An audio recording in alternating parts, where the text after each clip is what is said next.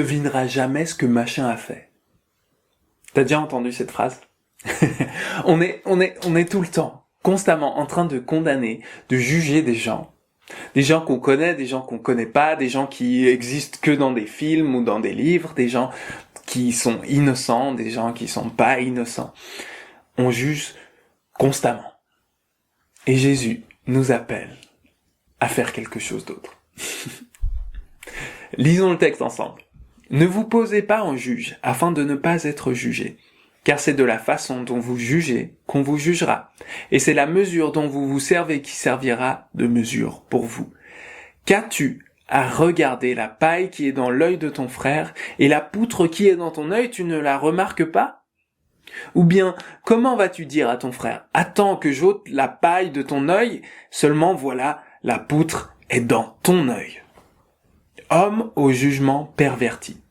Ôte d'abord la poutre dans ton œil, et alors tu verras clair pour ôter la paille de l'œil de ton frère. Pour suivre Jésus dans sa façon de vivre et de sa façon de dépendre des richesses du royaume de Dieu, Jésus nous apprend ici qu'il y a une pratique qu'il va falloir abandonner. C'est la pratique de la condamnation. Jésus nous demande de le suivre en devenant des personnes qui ne jugeons pas et qui ne condamnons pas.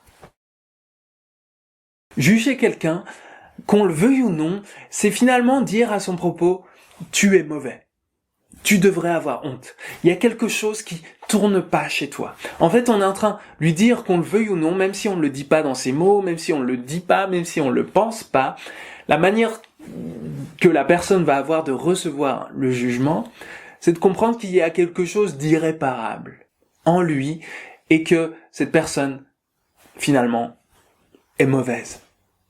Quand on condamne, c'est un peu comme quand on se moque de quelqu'un d'autre. On se sent plus sain, on se sent plus juste, plus intelligent, simplement parce que l'autre personne l'est moins que nous. Pour Jésus, la condamnation va se tenir comme une poutre dans notre œil. C'est-à-dire que la condamnation, dans notre vie, dans notre cœur, dans nos paroles, dans nos actes, vient nous empêcher de voir les vraies motivations de notre cœur. Et ça va aussi nous empêcher de voir clairement la situation de l'autre à qui on s'adresse. La condamnation va être motivée par la colère, par le mépris, par cette volonté de se justifier soi-même, de montrer qu'on est plus juste ou plus sain, plus intelligent que les autres. Et ces choses-là nous rendent incapables de voir avec le regard du royaume. Et ces choses-là vont nous rendre totalement incapables de voir l'autre et de l'aider.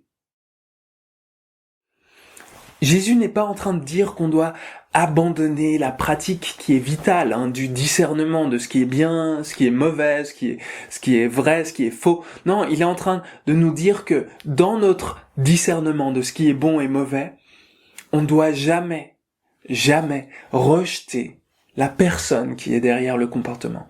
On ne doit jamais rejeter l'autre et rejeter et nier sa valeur en tant qu'être humain. C'est vrai que dans le Nouveau Testament, on va trouver plein de passages qui nous encouragent à utiliser la discipline dans l'Église, à corriger et vraiment à discerner le bon du mauvais. Mais c'est clair que pour que ça se fasse dans l'esprit de Dieu, dans l'esprit du royaume, toute la discipline doit se faire dans un cadre relationnel, de confiance, un cadre sain et bienveillant. Le but d'un reproche dans un cadre sain, ce n'est pas d'humilier l'autre ou de le rejeter, mais c'est de l'aider, c'est de lui faire du bien.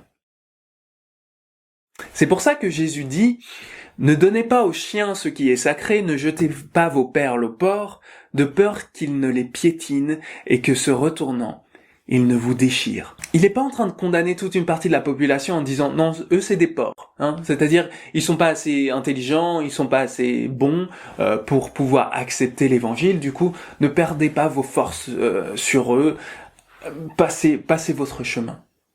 Il est plutôt en train de dire qu'on ne devrait jamais forcer ou essayer de forcer les gens à consommer les choses qu'on trouve bonnes et précieuses, nous. Tout simplement parce que les personnes à qui on s'adresse vont pas forcément être capables de voir les choses qu'on voit comme bonnes et précieuses de la même manière que nous. Puisqu'un porc ne mange pas de perles, c'est pas approprié de lui donner des perles à manger. Si on trouve quelqu'un qui est en train de jeter des perles à un porc, ce sera quelqu'un qui a envie d'humilier l'animal et pas de l'aider, pas de le nourrir. Comme tous les enseignements que Jésus nous donne sur comment nous comporter, c'est un enseignement qui part de la grâce de Dieu. Il part du principe de recevoir la grâce de Dieu et de la donner plus loin. Rappelons-nous que pour Jésus, le royaume de Dieu appartient à ceux qui sont humbles de cœur. C'est ceux qui savent qu'ils ne sont pas supérieurs et que Dieu ne leur doit rien. Et pour Jésus, un bon indicateur de quelqu'un qui est pauvre de cœur, c'est sa capacité à ne pas juger, à ne pas condamner l'autre.